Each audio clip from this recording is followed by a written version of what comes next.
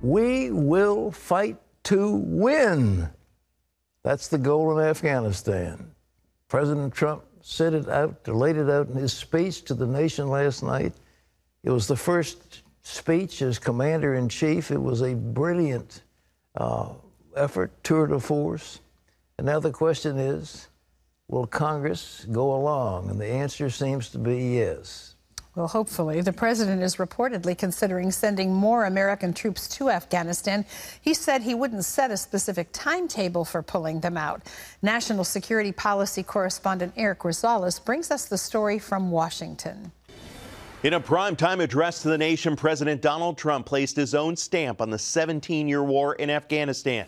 The commander-in-chief promising to stay in the fight, but also to send more troops to the area and win by killing terrorists. The consequences of a rapid exit are both predictable and unacceptable.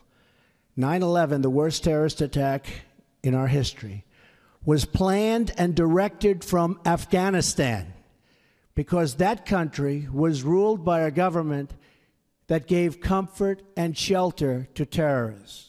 The president did not say how many more Americans would be sent, but the Pentagon's proposal, originally unveiled in May, would add 3,000 to 4,000 troops and increase the amount of foreign aid being sent to the nation. And he said the U.S. won't simply set a deadline to leave Afghanistan. Instead, it will see how well things are going first. Conditions on the ground, not arbitrary timetables, will guide our strategy from now on.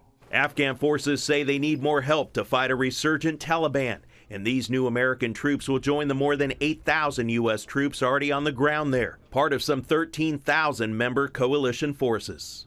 Working alongside our allies, we will break their will, dry up their recruitment, keep them from crossing our borders, and yes, we will defeat them, and we will defeat them handily. President Trump also called on India and Pakistan to step up, saying Pakistan needs to stop giving safe havens to terrorists. In Afghanistan and Pakistan, America's interests are clear. We must stop the resurgence of safe havens that enable terrorists to threaten America. The one thing the president said he will not do is give a timetable on when American troops in Afghanistan can come home. He says our enemies must never know our plans and think they can wait us out. Eric Rosales, CBN News, Washington. Well, our CBN News political correspondent David Brody is with us now from Washington. And David, the president campaigned against involvement in foreign countries, especially he wanted to get out of this Afghanistan situation, but he changed his mind. Why?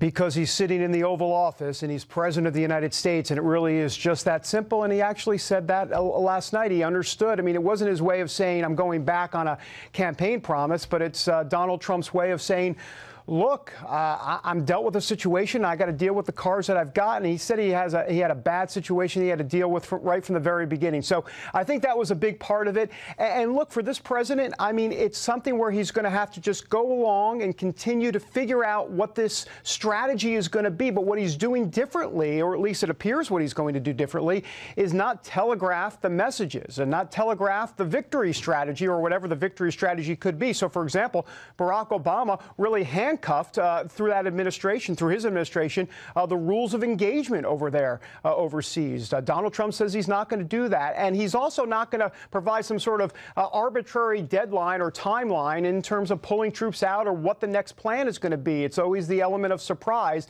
He's not going to be sending a PDF file to the terrorists to say, hey, oh, by the way, we're pulling out in a year and a half. It won't happen, and he's going to get tough with Pakistan, so we'll see if those type of elements make a difference. Well, David, Pakistan has been amazing in the way they behave. We give them about $3 billion in aid a year, and yet, you know, Osama bin Laden was being held by, protected by that ISI in Abbottabad. I mean, he was in the middle of their, main training facility. They knew exactly where he was. They gave him shelter. And it looks like that any Taliban that comes across the border out of Afghanistan into Pakistan gets safe haven. Trump called them out and they said, you're not going to do that. You reckon he's going to pull that aid? It's $3 billion. Yeah, it's roughly around that, Pat, and there is a sense that he will potentially do that. But once again, he is keeping a lot of this close to the vest, and that's a bit of the frustration on Capitol Hill, especially with the Democrats. You know, they say, hey, look, you want us to stay in Afghanistan, but you got to give us some details. And President Trump is saying, well, absolutely not. I'm not going to actually provide any of the details because once you all have them, everyone will have them. Having said that, Secretary Mattis will be up on Capitol Hill in the fall, and he's going to need to provide a lot more details than was given last night. It used to break my heart when these people would come back from bombing runs and they'd say, look, we couldn't bomb because there were restrictions on us. What Trump is saying, I'm going to give it to the military commanders. There will be no restrictions. We're going to kill the terrorists wherever we find them. Right, and so that was a big portion of what he said, and also he talked about no nation building, and quite frankly, that's something that President Obama had tried for a while and then realized that that wasn't going to work. So this is more of that, but eventually Obama got to that point. But Trump right off the top. Look, the reality is, Pat, we all know the quote dirty little secret. Donald Trump wants to get out of Afghanistan. He has no desire to be there, but he also doesn't want to lose this war on his watch, and he knows somehow, some way, he's got to figure it out. You know, he's been distracted by all this nonsense about Charlottesville and so forth. It seems like he came through as commander-in-chief of the Armed Forces of America. It was a powerful speech. Do you think he unified the country on this one? I think he really helped himself last night, Pat. I like to call him Teleprompter Trump was on display. It wasn't Twitter Trump, and we've got two different versions out there. But Teleprompter Trump is something even the folks that want him to succeed want to see more of. They want to see more of that commander-in-chief presence. He had it last night. Obviously, it was a military issue, and that was important. But beyond that, I think it was a crucial speech for him. And what he did at the beginning, talking about racial reconciliation, look, he would have a hard time talking to the military and Americans last night if he didn't address somehow, some way what happened in Charlottesville and trying to kind of dial some of that rhetoric back. And so he was able to kind of weave the two in. I thought it was actually a master stroke. I saw Lindsey Graham. Lindsey was just effusive in his praise. He said, you know, General Obama didn't do a very good job, but it looks like that General Trump is going to do a splendid job, and he said, I will support him in Congress. This program is absolutely on target, and he's really 100% with him. That's a Republican expression. What do you think the Democrats are going to do?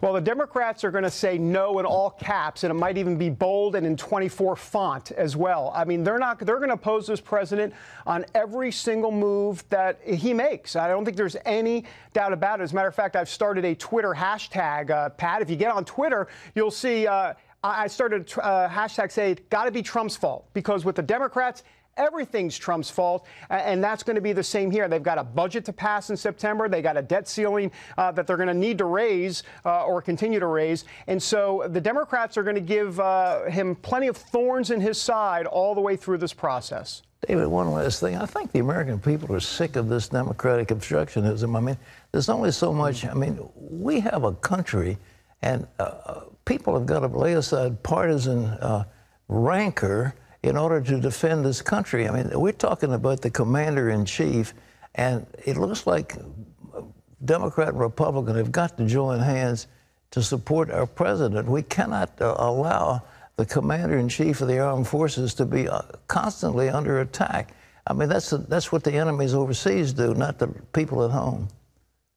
Well, I don't think there's any question about what you said. It's all correct, Pat. And I would say this, that Democrats, ever since Trump won the White House, have been in somewhat of a depression spiral, and they've just not been able to come out of it whatsoever. They want to see this president not succeed. They just don't want him to succeed at all. And of course, if he doesn't succeed, the country doesn't succeed, and that's where we're at. And you know, it's interesting. You've got the Democrats in the media, if you will, to a degree working together, because you've got many in the mainstream media that are very liberal. And I just noticed some of these headlines. I don't know if you saw them, Pat, the solar eclipse headlines. Yeah. You know, Donald Trump put the glasses on and everything, but for a split second, he looked up for a quick second, and that, for the half second that he looked up, all of a sudden, all of the headlines are Donald Trump went ahead and looked right into the sun, and he didn't put on the glass. He did put on the glasses, but many of the mainstream media headlines are trying to lampoon this president to say he had one job only, and that was to not look into the sun, but he disobeyed. And they want to get him at every single turn, and it really is becoming, how do I say it, quite nauseating. Well, David, thank you for the work you're doing. And ladies and gentlemen, I want to say it as clear as I can. We need to support our president. We only have one president. This is one nation, and we talk about one nation under God, and we need to be one nation under God. We cannot have two nations. A house divided against itself cannot stand. A kingdom divided against itself cannot stand. And this obstructionism has got to stop. I mean, the people of America are sick of this. We've got to pass a budget. We have to have a budget. We have to raise the debt ceiling.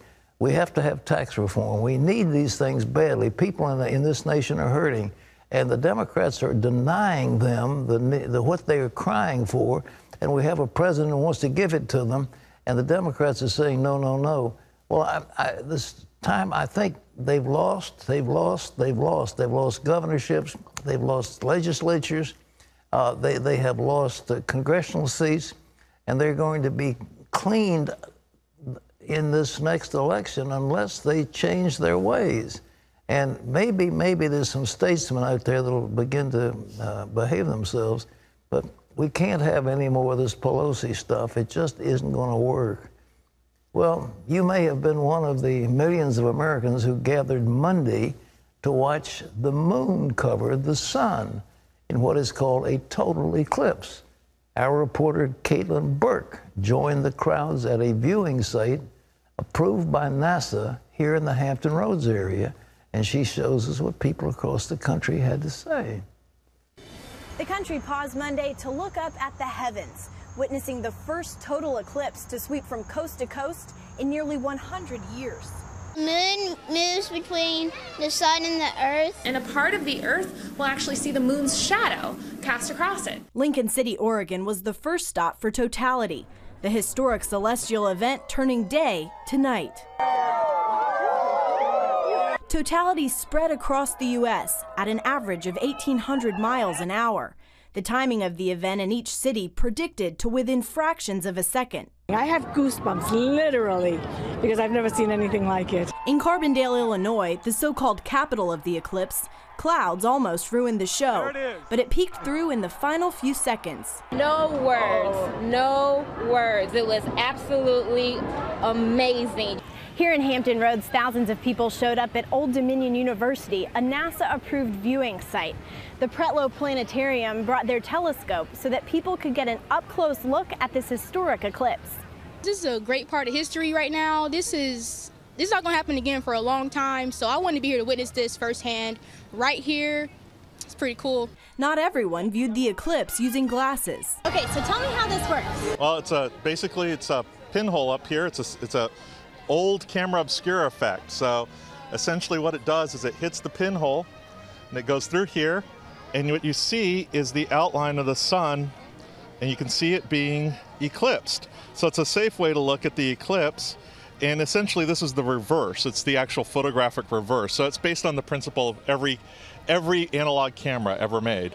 CBN News was also live at the Air and Space Museum in Washington, D.C., as visitors viewed the eclipse through a telescope sun gun, which projected a larger image of the sun. This is like a once-in-a-lifetime, so I'm glad we got these glasses. Stood in line forever. It's hot. I was going to get out, but we stuck through it. President Trump viewed the eclipse from Washington as well, the First Lady posting this picture on Twitter. NASA reported 4.4 million people were watching its TV coverage midway through the eclipse, the biggest live stream event in the space agency's history. If you missed the eclipse, chances are good you can still catch the next one. The next total eclipse for North America is only 7 years away in 2024. Caitlin Burke, CBN News. Well, thanks, Caitlin. Well, does the eclipse have any spiritual implications? I don't think so. You want me to know? I don't think it has any whatsoever. But you can find an interesting commentary about that on cbnnews.com. It's called When We See the Face of God, Why the Solar Eclipse is God-Shaped, a Shadow of Eternity. I doubt that. It's there anyway, for your reading pleasure. We've got it for the curious, but I just don't believe it. It is pretty spectacular, though.